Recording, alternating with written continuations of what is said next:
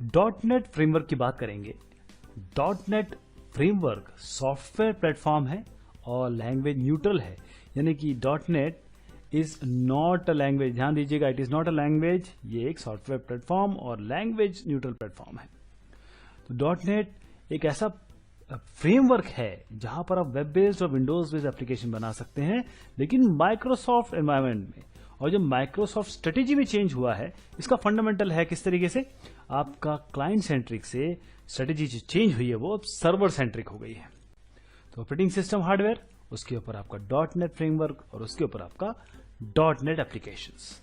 ये सारी लैंग्वेजेस हैं विजुअल स्टूडियो डॉट नेट में मिलेंगी और CLR से लेकर ये सारी चीजें हम अभी डिस्कस करेंगे। तो ये आप देख लीजिए, ये सारी चीजें डॉट नेट फ्रेमवर्क बनाती हैं। उन सबको अगर एक एक करके देखा जाए तो कॉमन लैंग्वेज रन टाइम है। जैसे कि अगर आप जावा की बात करें तो जावा में आपका CLR के समकक्ष आपका बाइट कोड था। इसी तरीके से इसमें बहुत सारी चीज जोड़ी गई हैं, Windows forms, ASP.NET, ADO.NET, visual studio dot net, सारी चीजें हैं इसमें। CLR क्या है? ये एक वर्चुअल मशीन की तरह काम करता है और सारी लैंग्वेजेस को एग्जीक्यूट करता है। तो सारी डॉट नेट लैंग्वेजेस को इन रूल्स को फॉलो करना पड़ेगा जो CLR ने ले डाउन किया है, यानी कि ऑब्जेक्ट डिक्लेरेशन कैसे होगा, क्रिएशन कैसे होगा, डेटा टाइप्स क्या होंगे, लैंग्वेज लाइब्रेरीज क्या होंगी, एरर और एक्सेप्शन हैंडलिंग कैसे होगी और IDEs क्या होंगे, इंटीग्रेटेड डेवलपमेंट एनवायरनमेंट। तो common language run time CLR आपके डेवलपमेंट और डिप्लॉयमेंट दोनों को एक तरीके से बाध्य करता है या उनके लिए रूल ले डाउन करता है। तो मिक्स्ड लैंग्वेज एप्लीकेशंस डेवलपमेंट हो सकता है, कंसिस्टेंट एयर हैंडलिंग, यानी कि जो आपकी प्रॉब्लम्स आएंगी, एरर्स आएंगे, उनको हैंडल करेगा सेफर एग्जीक्यूशन के लिए, और पोटेंशियली मल्टीपल प्लेटफॉर्म भी है ये। डिप्लॉयमेंट की अगर बात करें तो जो रजिस्ट्रेशन डिपेंडेंसी और जो वर्जनिंग प्रॉब्लम थी वो सब यहां पर दूर करने की कोशिश की गई है। तो CLR अगर मल्टीपल लैंग्वेज सपोर्ट की अगर हम बात करेंगे तो एक CTS इसमें रोल प्ले करता है। ये रिच टाइप सिस्टम है जो CLR के अंदर बनाया गया है और इम्प्लीमेंट करता है various types of integer, double, इस तरीके से डेटा टाइप्स।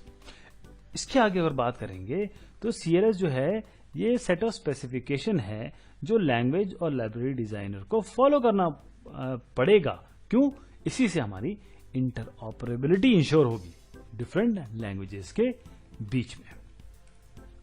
तो अगर कंपाइलेशन की बात करें डॉट नेट में कैसे होता है, तो अगर आपका कोड यहां पर है तो वो आपके चाहे वो C# में हो, VB.NET में हो या किसी और डॉट नेट लैंग्वेज में, तो वो यहां पर कंपाइलर पे जाएगा, फिर वो इंटरमीडिएट कोड बनाएगा। ध्यान दीजिएगा, इंटरमीडिएट लैंग्वेज जैसे जावा में बाइट कोड बनता था, और उसके बाद CLR JIT यानी कि जस्ट इन टाइम से एग्जीक्यूशन हो जाएगा। तो इंटरमीडिएट लैंग्वेज बीच में जो आती है, ये डॉट नेट लैंग्वेज जो की बात हम कर रहे हैं, ये they are not compiled to machine code, यानी ये कंपाइल नहीं होती, ये इंटरमीडिएट लैंग्वेज बनाती हैं। फिर इंटरमीडिएट लैंग्वेज को CLR एक्सेप्ट करता है और उसको जो IL कोड है उसको फिर JIT जस्ट इन टाइम में मशीन कोड में कन्वर्ट करता है। फिर ये चीज इंपॉर्टेंट देखिए आप, CLR पहले आपका इंटरमीडिएट कोड बनेगा, इंटरमीडिएट लैंग्वेज बनेगा, फिर उसके बाद JIT उसको कन्वर्ट करेगा। लैंग्वेजेस देख लीजिए, VB, C# जो हमने देखा, C# है, C++ है, J# है, और आपके पास JScript भी है और थर्ड पार्टीज भी है। तो विंडोज फॉर्म्स की अगर बात करें तो ये फ्रेमवर्क विंडोज फॉर्म का जो है वो ब्रिज क्लाइंट बनाने में काम करता है। रिच क्लाइंट में क्या क्या आ जाता है आपका, RAD है, बहुत सारे कंट्रोल्स, डेटावेयर, एक्सिवेक्स, लाइसेंसिंग होगी उसमें, प्रिंटिंग यूनिकोड सपोर्ट होगा, UI इनहेरिटेंस होगा। तो ASP.NET, अब ये क्या है? ये प्लेटफॉर्म सर्विसेज हैं जो अलाउ करते हैं प्रोग्राम को वेब एप्लीकेशन और वेब सर्विसेज के लिए इन एनी .NET लैंग्वेज, यानी कि ASP.NET uses .NET languages to generate HTML pages, यानी कि आपका ASP.NET HTML पेज बनाएगा, और HTML पेज किसके लिए टारगेट होता है? ब्राउजर के लिए। तो ASP.NET प्रोग्राम ये कंपाइल होता है .NET क्लास में, ध्यान दीजिएगा, .NET क्लास में, और कैश कर लिया जाता है पहले टाइम, और इसी कैश वर्जन को बार बार कॉल किया जाता है। तो अब ASP.NET की भी बात कर लें, ये सपोर्ट करता है मल्टीपल लैंग्वेज को, परफॉर्मेंस इंप्रूव्ड है, कंट्रोल बेस्ड और इवेंट ड्रिवन एग्जीक्यूशन मॉडल है, प्रोडक्टिव है, और क्लीन एनकैप्सुलेशन फंक्शनलिटी है इसमें। अब ASP.NET के वेब फॉर्म्स की भी बात करते हैं, ये भी .NET में आता है।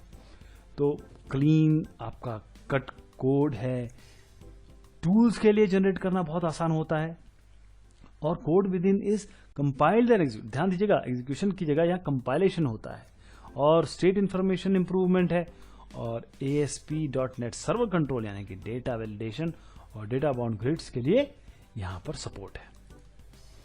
तो वेब सर्विसेज की बात करें तो ये वेब सर्विसेज ASP.NET की क्या है, जो भी वेब प्रोटोकॉल्स है उसके तहत आप वेब में अपना काम कर सकते हैं या फिर एप्लीकेशन डेवलप कर सकते हैं। वेब प्रोटोकॉल्स फॉलो करता है ये सारा। तो क्या है ये, इट्स जस्ट एप्लीकेशन, और सारे फीचर्स से कैपेबिलिटी और द नेटवर्क को एक्सपोज करता है, XML को यूज करता है, और जो एप्लीकेशन है पावरफुल उनको क्रिएट करने में यह आपकी मदद करता है। ADO.NET जिसमें डेटा और XML शामिल है, उसमें आपका नया ऑब्जेक्ट बनाना है, कनेक्टेड और डिसकनेक्टेड इश्यूज को सेपरेट करता है, लैंग्वेज न्यूट्रल डेटाबेस के लिए है, और सेम टाइप ऑफ CRR जैसे कि हम बैकग्राउंड में बात कर रहे थे वो यूज करता है, और साथ में XML का भी सपोर्ट है। Visual Studio.NET बहुत इंपॉर्टेंट डेवलपमेंट टूल है ये। किसके लिए, आप में इसमें रिच सेट ऑफ प्रोडक्टिविटी और डिबगिंग फीचर आपको मिलेगी, और Visual Studio.NET आपके पास है तो आप सारी प्रोग्रामिंग लैंग्वेज जो भी .NET में आती है उसमें बनाइए अपनी प्रोग्राम। तो अगर हम समरी में बात करें कि हमने क्या देखा, तो .NET फ्रेमवर्क क्या है और कैसे काम करता है, dramatically simplified development and deployment. जो डेवलपमेंट और डिप्लॉयमेंट जो पहले परेशानियां आती थी एक सिस्टम से दूसरे सिस्टम या लैंग्वेज इंटरऑपरेबिलिटी, सबको दूर कर दिया इन्होंने, और रोबस्ट और सिक्योर एग्जीक्यूशन एनवायरनमेंट आपको मिलता है। मल्टीपल प्रोग्रामिंग लैंग्वेज आप एक साथ काम कर सकते हैं। बहुत शुक्रिया, बहुत मेहरबानी आपकी।